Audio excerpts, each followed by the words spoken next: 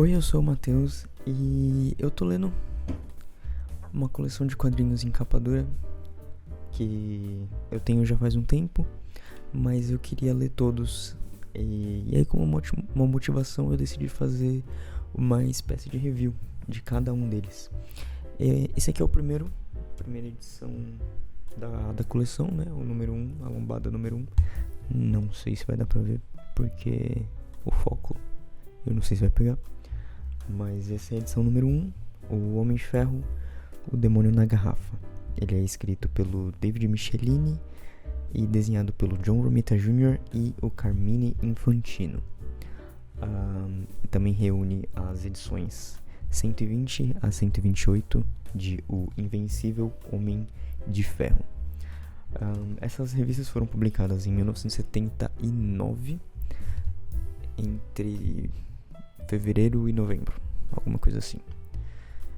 E elas contam um pouco do problema que o Tony tem ou tinha com bebidas alcoólicas, né? Sobre o vício que ele tinha com bebidas.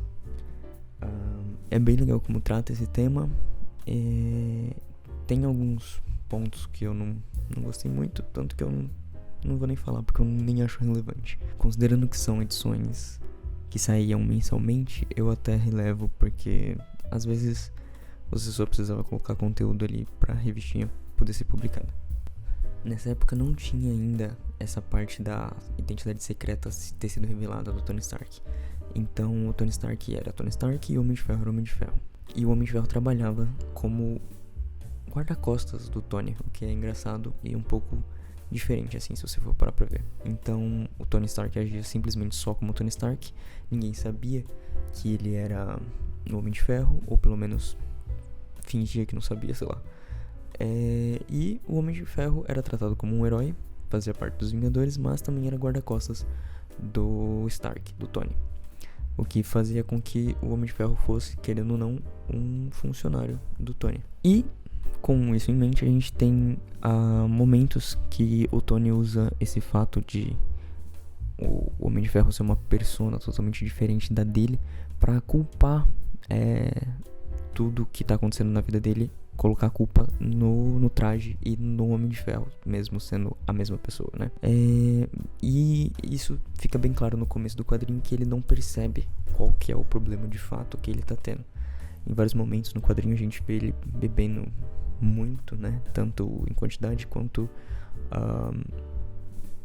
quantas vezes ele bebeu, né? Ao longo do quadrinho ele bebe muitas vezes e em muita quantidade, na maioria das vezes. Bem no comecinho do quadrinho a gente pode ver o Tony num avião, ponderando um pouco sobre a vida e os acontecimentos que tinham acabado de acontecer. Os acontecimentos que acabaram de acontecer nos quadrinhos anteriores. E ele é interrompido por uma aeromoça perguntando se ele precisava de mais alguma coisa, e ele pede mais uma bebida. Ali a gente vê que já era a quarta dose que ele estava tomando num voo, simplesmente para voltar para casa. E isso bem no começo do quadrinho, mas ainda não foi muito abordado essa questão da bebida, por ser tipo meio que o começo da história. Tem, óbvio, o seu efeito na sequência, mas não é tão importante, não é tão focado. Seguindo isso, o avião dele cai por conta de um tanque que é arremessado pro céu e acaba pegando no avião dele. Então ele acaba caindo no mar e vestindo sua armadura pra ajudar o pessoal que tava no avião com ele. E aí acontecem algumas coisas nessa ilha, tipo uma empresa de petróleo que tava trabalhando disfarçada como se fosse o exército pra conseguir algumas coisas.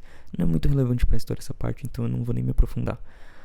Ele tem algumas brigas ali e o uniforme dele falha em algum momento, e enquanto ele tá embaixo d'água, e acaba entrando na água, ele quase morre afogado e tudo mais. Aí quando ele descobre quem que os caras eram de verdade, não sei o que, ele acaba meio que destruindo tudo, fazendo os caras explodirem a base deles e tudo mais. E segue rumo pra sua casa pra seguir com a sua vida, né?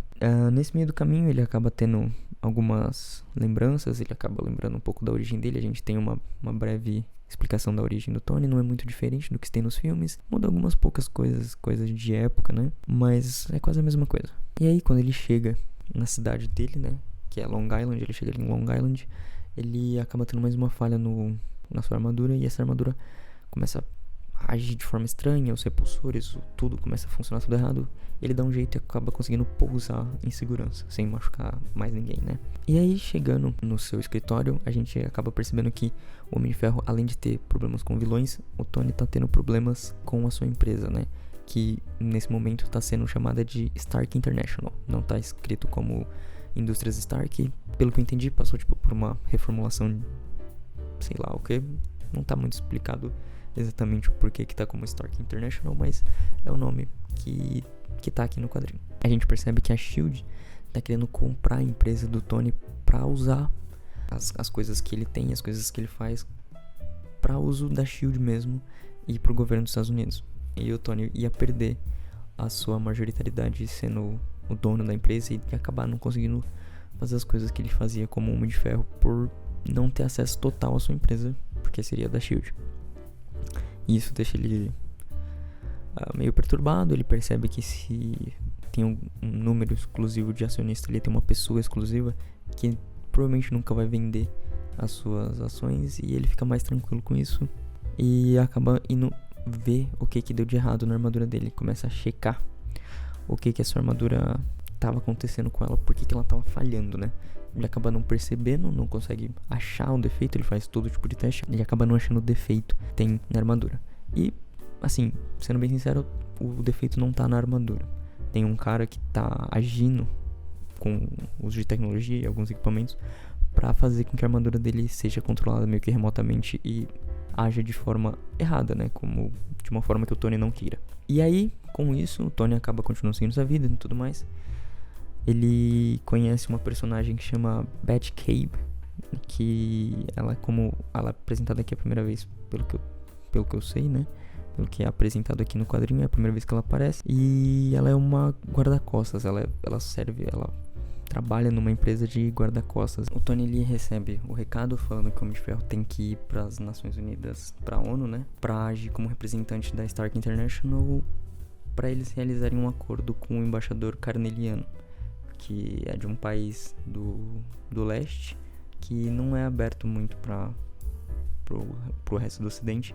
O embaixador acaba sendo muito fã do Homem de Ferro, e aí ele pede que o Homem de Ferro vá lá pra ele poder fechar negócios com a Stark International e tudo mais. Só que nesse momento, o cara que tá controlando a armadura do Homem de Ferro, interferindo na verdade na armadura do Homem de Ferro, ele tava esperando por esse momento. E quando o Tony tá bem perto desse cara, ele ativa o repulsor, fazendo com que o Tony mate esse cara, esse embaixador, né? E aí o Homem de Ferro, sendo um herói bem famoso, bem popular, ele fala que não é ele e não sabe o que aconteceu. E a polícia, bom, por não conseguir prender ele, nem se eles quisessem, acaba aceitando, falando que vão investigar, mas pedem que ele leve a armadura pra polícia pra ficar confiscada e ele não causar mais problemas, entre aspas. E aí, enquanto ele tá sem armadura, o Tony, ele continua, né, naquela saga de continuar bebendo, pensando que nada que ele vai fazer vai dar certo. E aí ele decide ir pra Mansão dos Vingadores pedir ajuda pro Capitão América, pra ajudar ele a desenvolver algumas habilidades de autodefesa, já que ele não pode usar a armadura, pra que ele pelo menos consiga fazer alguma coisa sem ela. E aí, depois disso, ele lembra de um dos vilões que ele enfrentou, que ele falou de um nome em específico, que era Hammer. E ele vai atrás de informações pra conseguir saber quem que é esse Hammer, porque os vilões provavelmente estavam trabalhando pra ele, e esse cara talvez pudesse ter alguma influência em como a armadura dele estava funcionando. Ele acaba descobrindo quem é esse cara, que esse cara, ele tem uma empresa e ele, por algum motivo, ele está em Mônaco. E aí ele vai junto com o Rhodey, ele vai pra Mônaco e acha esse cara. Só que esse cara tava esperando a visita do Tony, por conta de que o Homem de Ferro tá sempre relacionado ao Tony, então ele esperava que o Tony fosse aparecer lá pra conversar com ele, qualquer coisa do tipo. Bom, eu não sei exatamente por que ele tava esperando o Tony, mas ele tava esperando o Tony. E aí tem meio que uma emboscada, ele é pego, capturado. E nisso que ele é capturado, esse cara explica que sim, era ele que tava fazendo com que a armadura do Homem de Ferro parasse de funcionar. e que era todo um motivo porque ele queria fechar contrato com o embaixador canadiano, mas o cara gostava muito do Homem de Ferro e ele achava isso injusto e tudo mais.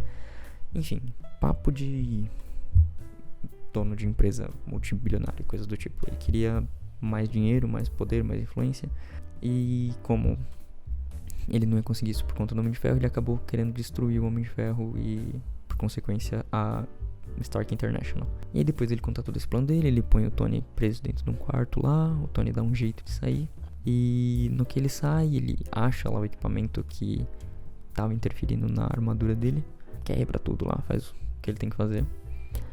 E nisso, ele pega uma das armaduras que ele tem sobressalente, que ele levou com ele nessa viagem, né? Porque, afinal de contas, ele não ia ser tão burro de deixar a armadura longe dele. Ou entregar a única armadura que ele teria pros policiais. E aí, ele quebra tudo, aparece um monte de vilão que trabalha pra esse tal de Hammer, que é o mesmo vilão lá do segundo filme, né?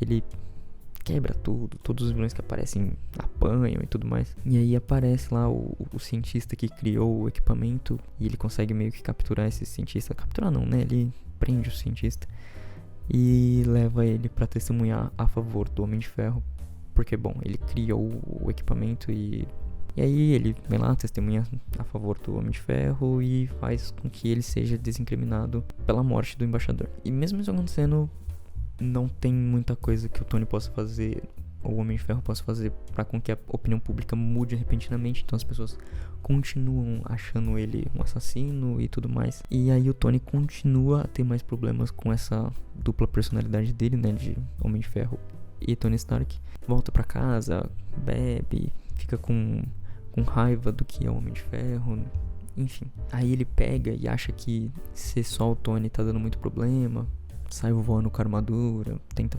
ajudar as pessoas e acaba só piorando porque ele tá bêbado, tá bem ruim. Aí volta pra casa, fala que a culpa é da armadura, enfim, ele fica meio que nesse problema entre ele e a armadura, ele e o Homem de Ferro. E aí nesse momento que a Beth aparece de novo e fala pra ele que ela já viu isso acontecendo, que no passado ela era casada com um cara que trabalhava muito e pra ele conseguir trabalhar muito, ele usava de pílulas pra ficar acordado e tudo mais. E aí, conforme ele ficava fazendo isso, ele dava muita atenção pro trabalho, ele não deu nenhuma atenção pra ela. Ela se separou dele e um dia ele tava andando de carro, provavelmente sobre o efeito de muitas pílulas, ele pode ou não ter tido um ataque cardíaco. O que importa é que ele acabou morrendo num acidente de carro. E aí ela fala pro Tony que não queria ver outra pessoa que ela conhece passando por isso, porque, bom, é muito ruim, né? Você vê uma pessoa que você conhece passando por um vício e podendo morrer a qualquer momento. E ela decide ajudar ele. E ele aceita. E, bom, eles acabam resolvendo esse problema. E o Tony consegue meio que superar o vício, né? Que ele tava com a bebida. E ele acaba vencendo o vício, né? Pelo menos é o que aparenta no primeiro quadro. Ele acaba quase tendo uma recaída ali no final, mas ele supera e a história acaba com ele meio que superando esse momento dele com a bebida, né? Parece, pelo menos quando a história acaba, que ele superou esse problema.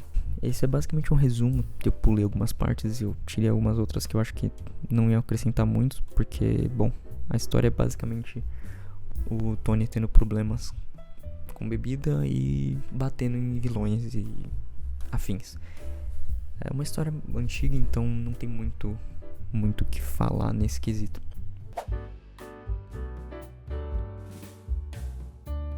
Eu achei que é uma história legal. O problema, ele apresentado provavelmente não é de hoje, né? Eu não tenho, como eu falei, aqui reúne as edições 120 até o 128. Eu não tenho edições anteriores a isso, então não dá pra saber se era um problema que até então era muito recorrente ou se foi começando a ser abordado um pouco antes desse quadrinho, né?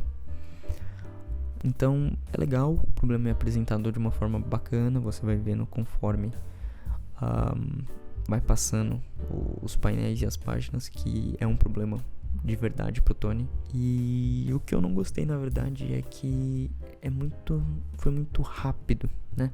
a gente tem, sei lá, 2, 3 páginas do Tony se reabilitando, vamos dizer assim, né? Dele pedindo ajuda e melhorando, de fato. Então, foi meio rápido, foi meio simples de resolver uma conversa e, bom, no quadrinho foi mostrado de forma rápida. Pode ser que dentro ali do universo tenha passado alguns dias, algumas semanas, sei lá, mas o que é mostrado pra gente, sei lá, 2, 3 páginas. Então eu acho que foi meio que bem construído, mas acabou sendo resolvido de forma muito simples, né? Uma coisa que eu gostei bastante é que tem bastante recapitulação de um quadrinho pro outro, mas não aquela recapitulação chata, é mais uma recapitulação primeira página, né? A primeira página fala o que aconteceu na edição anterior, porque como eu disse no começo, é uma revista mensal, né? Então eu acho que é importante ter essa recapitulação.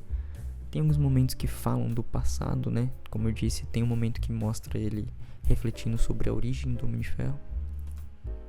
Então, é bem legal dar um contexto bacana pra quem tá lendo, pra você ter um pouco mais de ideia sobre quem é o personagem e o que tá acontecendo. A minha nota é 7 de 10, eu dou uma nota 7 de 10, não é um quadrinho ruim, mas também não é aquele quadrinho memorável, assim, que você vai falar com qualquer pessoa e ela vai saber do que você tá falando, né? É um quadrinho que tá ali, ele ajuda a contar um pouco da história, um pouco do que é o Tony Stark, do que é o Homem de Ferro, mas não é uma obra de arte, uma obra-prima assim, né? Ele tá ali pra contar uma história e pra desenvolver o personagem. Gostaria de ter mais quadrinhos dessa história pra frente, né? Pra ver o desenrolar um pouco. Mas eu gostei da conclusão, gostei de como ela começa. Como eu disse, por ter essa recapitulação no começo dos quadrinhos, dá pra você ter uma ideia mais ou menos do que estava acontecendo, assim, óbvio, não dá pra saber com total certeza, porque existem mais um monte de revistas antes dessas. Então, é o que dá pra saber, mas é o que tem é muito legal. Se quiserem ler, eu recomendo ir buscar atrás.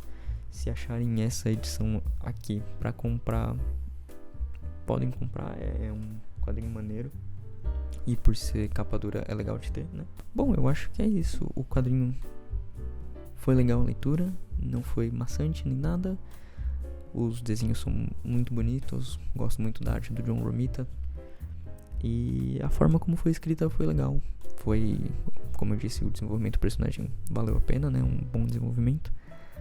Mas tem algumas coisinhas ali que eu acrescentaria e outras que eu retiraria, né? Tem muita parte que eu não falei aqui, porque eu acho que não faz sentido, né? Tem alguns embates com alguns vilões, alguns diálogos ali que estão ali só pra, sei lá, encher página e poder publicar a revistinha, como eu disse. Então é isso. Esse foi Homem de Ferro, o Demônio na Garrafa, de David Michelinie, com a arte de John Romita. Então, é um quadrinho bem legal. Espero que vocês tenham gostado.